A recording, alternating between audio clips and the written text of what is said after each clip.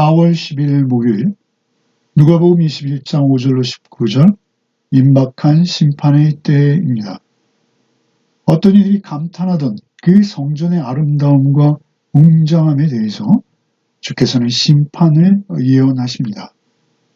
이어서 종말의 징조를 말씀하시며 성도들은 그때 미혹되지 말 것과 종말의 현상들에 대해 두려움 없이 담대할 것을 일러주십니다. 종말의 때에 핍박과 환난이 있을 것이나 주께서 끝까지 지키고 보호해 주실 것을 믿고 인내로 너희 영혼을 얻으라 말씀하시죠. 먼저 5절로 9절을 읽겠습니다. 어떤 사람들이 성전을 가리켜 그 아름다운 돌과 헌물로 꾸민 것을 말하며 예수께서 이르시되 너희 보는 이것들이 날이 이르면 돌 하나도 돌 위에 남지 않고 다 무너뜨려지리라. 그들이 물어 이르되 선생님이여 그러면 어느 때 이런 일이 있겠사오며 이런 일이 일어나려 할 때에 무슨 징조가 있사오리까? 이르시되 미혹을 받지 않도록 주의하라. 많은 사람이 내 이름으로 와서 이르되 내가 그라하며 때가 가까이 왔다 하겠으나 그들을 따르지 말라. 난리와 소요의 소문을 들을 때 두려워하지 말라. 이 일이 먼저 있어야 돼 끝은 곧 되지 아니하리라. 그들 가운데 어떤 사람이 성전의 아름다운 돌과 헌물들을 보며 감탄했다는 것이죠. 당시의 역사가 요세푸스의 기록에 의하면 당시 성전에 사용된 대리석의 크기가 길이가 20m, 높이 3.7m, 너비 5.5m에 달했다고 합니다.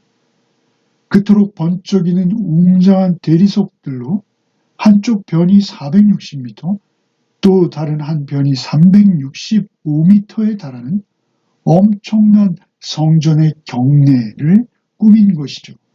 그것을 보는 것만으로도 모든 이들이 압도당할 만했던 것입니다. 더욱이 그 내부에는 신비한 헌물들이 가득했습니다. 그러나 예수께서는 오히려 감탄할 만큼 아름다운 그 성전을 보고도 저주하시죠.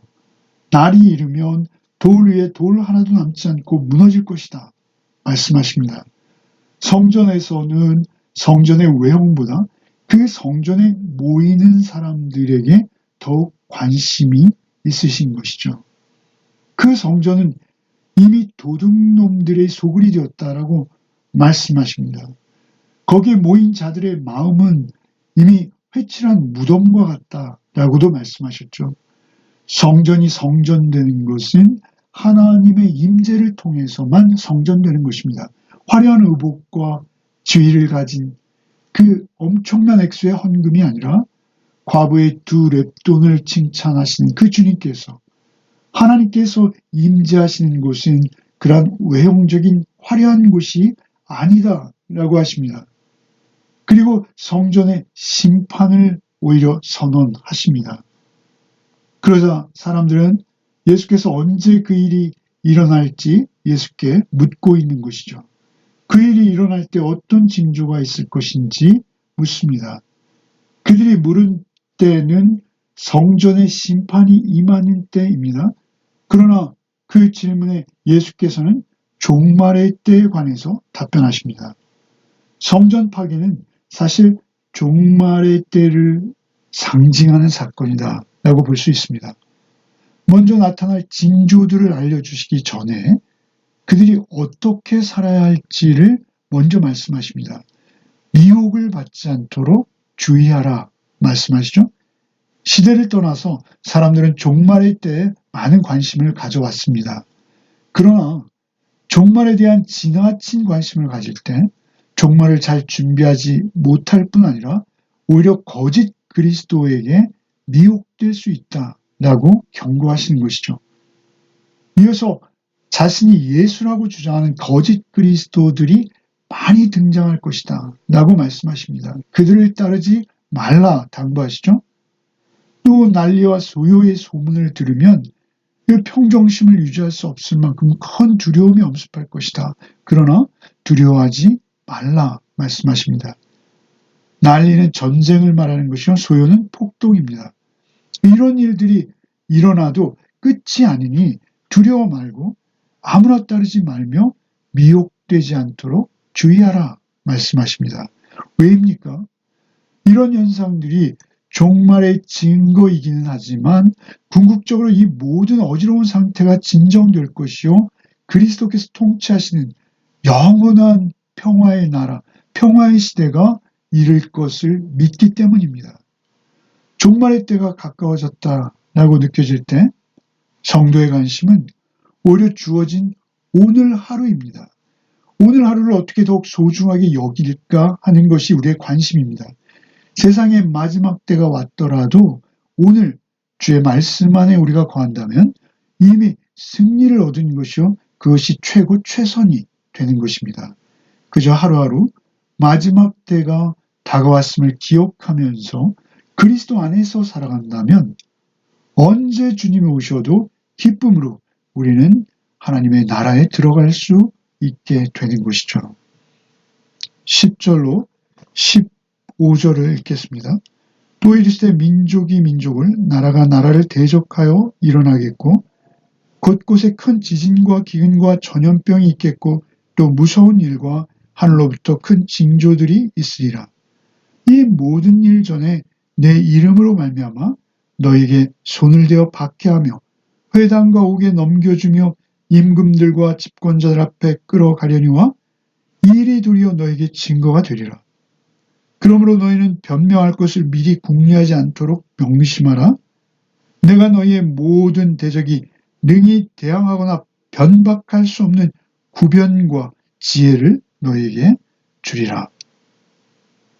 이제 예수님께서는 이어서 종말의 때에 있을 징조들에 대해서 계속 말씀해 주시죠. 민족이 민족을 나라가 나라를 대적하여 일어난다 하십니다. 이것은 전쟁의 상황을 말씀하시는 것입니다. 또한 각종 자연재해도 말씀하시죠. 지진과 기근과 전염병이 있을 것이다 하십니다. 무서운 일과 하늘로부터 큰 징조들이 있을 것이다 라고도 하시죠. 하늘로부터의 징조는 어떤 묵시문학적 표징입니다. 해가 어두워지며 별들이 하늘에서 떨어지는 것을 말하는 것이죠. 그러나 이 모든 일이 있기 전에 종말의 때에 나타나는 현상은 너희 제자들이 박해를 받는 것이다 라고 말씀하시죠. 특별히 감옥에 넘겨지며 임금과 집권자들 앞에 끌려갈 것이다 말씀하시죠. 이 일이 도리어 너에게 증거가 될 것이다 라고 하십니다. 정확히는 너에게 믿음이 있음을 증거하는 기회가 될 것이다 라고 말씀하시는 것입니다. 오히려 그 끌려가고 옥에 갇히는 것이 너의 믿음을 증명하는 기회가 된다는 것이죠.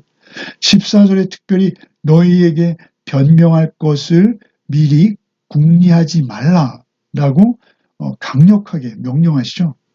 특별히 명심하라고까지 하십니다. 명심한다라는 것은 다짐하고 결심하라는 것입니다.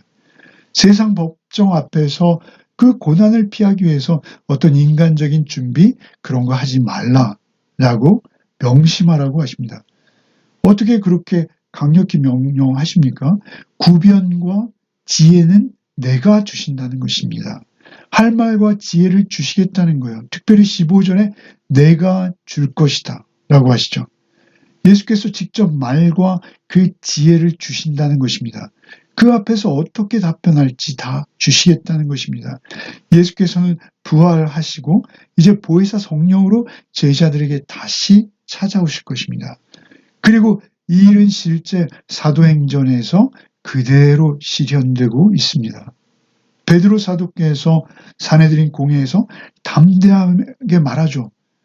그러자 그 공회 회원들이 베드로를 보고 학문도 없는 범인으로 알았는데 참으로 이상하다 이렇게 반응하는 것을 볼 수 있습니다. 바울 사도 역시 옥중에서 고난당하실 때 밤에 바울 곁에 오셔서 주께서 담대하라 말씀하시죠. 네가 예루살렘에 그랬던 것처럼 로마까지 가게 될 것이다. 너는 예루살렘에서 죽임당하지 않아 말씀하십니다. 그렇게 주를 따르는 제자들이 당할 어려움이 있는데 그 어려움 가운데서도 주께서는 그들을 홀로 두지 않고 찾아오셔서 격려하시며 말과 지혜를 주신다라는 것이죠. 우리 그리스도인의 삶이 모두 이렇습니다. 16절로 19절을 읽겠습니다. 심지어 부모와 형제와 친척과 벗이 너희를 넘겨줘 너희 중에 몇을 죽이게 하겠고 또 너희가 내 이름으로 말미암아 모든 사람에게 미움을 받을 것이나 너희 머리털 하나도 상하지 아니하리라. 너희의 인내로 너희 영혼을 얻으리라. 심지어 부모와 형제와 친척과 벗들이 너희를 권세자들에게 넘겨주어 며칠 죽이게 하겠다라고 하십니다. 핍박은 결국 예수의 이름으로 인해서 받는 것이요 주변의 모든 사람에게도 미움받을 것이다 라고 말씀하시죠. 그럼에도 너희 머리털 하나도 상하지 않을 것이다 라고 말씀하십니다. 조금 앞서 16절에서 너희 가운데 몇은 죽임을 당할 것이라 말씀하셨는데 여기 18절에서는 머리털 하나도 상하지 않을 것이다 이렇게 말씀하시죠. 16절의 의미는 육신의 고난, 심지어 순교당할 것을 말씀하신 것입니다. 그런가 하면 18절의 의미는 하나님의 영적 보호요, 영원한 안전을 말씀하신 것이죠. 19절에 너희의 인내로 너희 영혼을 얻을 것이다 라는 말씀에서 그 의미의 차이를 분명하게 드러내시는 것이죠. 16절은 육신이요 18절은 영적 보호를 말씀하신 것입니다. 인내로 영원한 생명과 하나님의 완전한 돌봄, 곧 머리카락 하나도 상하지 않는 돌봄을 받을 것이다. 약속하시는 것이죠. 이 말씀은 종말론적 소망과 연결되는 것입니다. 결국 성도는 하나님의 손 안에 있기에 머리카락 하나도 상하지 않고 하나님의 나라에 이르게 될 것이다 라고 언약을 주시는 것이죠. 고난 중에도 위로와 소망을 가지고 담대하게 나가라 하시는 그 언약의 말씀이 실현될 것을 재확인하시는 것입니다. 예수께서는 십자가를 앞두고 제자들에게 닥칠 박해, 그 미움을 숨기지 않으십니다. 이 말씀은 단순히 현실의 안전을 보장하는 것이 아니죠. 영원한 생명에 관한 약속이며 종말론적인 소망입니다. 세상에서 당하는 일을 두려워하며 미혹될 것이 아니라 하루하루 주님의 말씀 안에서 주님과 함께 걸으며 인내로 믿음을 지켜나가야 할 것이라고 당부하시는 것입니다. 결국 그 인내가 우리를 주의 나라로, 하나님의 나라로, 그 영원한 나라로 인도할 것이다 말씀하시는 것이죠. 우리의 생의 각종 고난은 피할 수 없습니다. 그러나 그 고난 안에서도 주님은 우리를 홀로 두지 않으시고 말씀과 지혜로 함께 하시며 특별히 말씀으로 우리를 인도해 주고 계신 것입니다. 오늘도 믿음과 인내로 주님과 함께 복된 하루를 살아내시는 복이 우리 모두에게 있기를 바랍니다. 기도하시겠습니다. 종말의 징조와 환난 앞에서도 우리를 홀로 두지 아니하시며 말씀과 지혜로 함께 하시며 영혼을 지키실 주님을 찬양합니다. 화려한 이 외형이 아니라 주님과 함께하는 믿음을 원하시는 주님이심을 말씀을 통해 오늘도 깨닫습니다. 오직 세상에 미혹되지 않게 하시고 언제나 종말을 준비하는 삶으로 하루하루 인내하며 살아내는 복이 우리에게 있게 하여 주옵소서. 종말의 때를 살며 많은 어려움 속에서도 우리를 상하지 않도록 지켜주시는 주의 약속만을 믿습니다. 오늘도 담대히 주의 말씀 따라 주의 길을 걷게 하여 주시옵소서. 예수 그리스도 이름 받들어 간절히 기도하옵나이다. 아멘.